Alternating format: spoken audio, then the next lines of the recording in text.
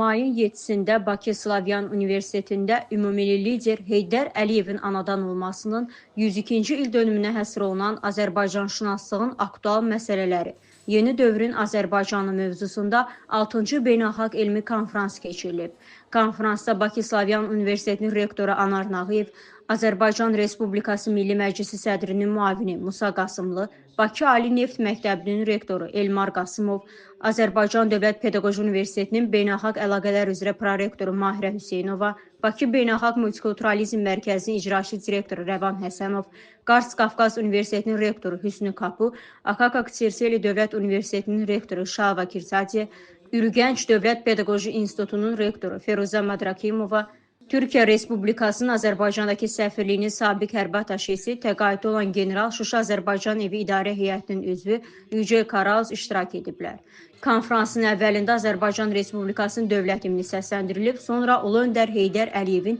və torpaqlarımızın azadlığı və ərazi bütövlüyü uğrunda canını fəda edən şəhidlərimizin əziz xatirəsi bir dəqiqəlik sükutla yad edilib. Bakı Slavyan Universitetinin rektoru Anar Nağıyev yeni dövrün Azərbaycanı şüarı altında keçirilən beynəlxalq konfransın Ulu Öndər Heydər Əliyevin yaratdığı milli və dövlətçilik irsinin öyrənilməsi, tədqiqi məqsədini daşıdığını qeyd edərək qlobal səviyyədə diskussiya platforması kimi fəaliyyət göstərdiyini bildirib. Rektor çıxışında ümumilli lider Heydər Əliyevin təməlini qoyduğu və Prezident İlham Əliyevin rəhbərliyi ilə davam etdirilən uğurlar kontekstində yalnız Azərbaycanın deyil, Cənubi Qafqaz və daha geniş coğrafiyanın gələcəyini də müzakirə mövzusuna çevrildiyini vurğulayır. Anar Nağıyev bildirib ki, Ulu Öndər Heydər Əliyevin bütün siyasi fəaliyyəti məhz Azərbaycançılıq ideologiyası üzərində qurulub. Bu ideologiya əsasında inkişaf etmiş milli dövlətçilik modeli, Azərbaycanda multikultural dəyərlərin və birgə yaşayışın formalaşması Bakı Slavyan Universitetinin keçirdiyi elmi-praktik konfransların əsas tədqiqat mövzularından biri olub.